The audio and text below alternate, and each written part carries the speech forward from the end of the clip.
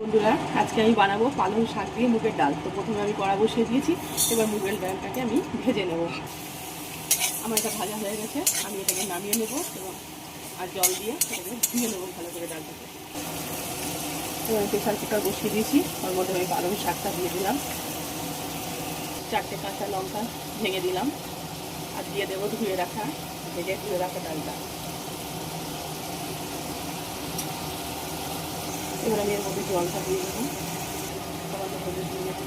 এটাকে বন্ধ করে দেবো, সিটি বসে দেবো। এবার আমি কড়াতে তেল বসিয়ে দিলাম, ফোড়নে আমি লঙ্কা দিয়ে দিলাম, ফোড়ন। এবার আমি হিংটা দিয়ে দিলাম, জিরে গুঁড়ো দিয়ে দিলাম, একটু ধনে গুঁড়ো দিয়ে সামান্য জল দিয়ে দিলাম, তেজপাতা দুটো খুলে গেছিলাম, সেগুলো তেজপাতা দিয়ে দেবো, হলুদ দিয়ে দেবো, আদা বাটাটা।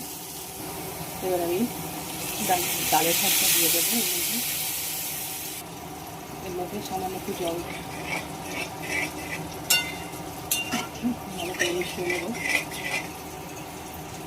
দিয়ে দেবো লবণ, দিয়ে দেবো সামান্য চিনি, এর মধ্যে এবার সামান্য একটু ঘি দিয়ে দেবো,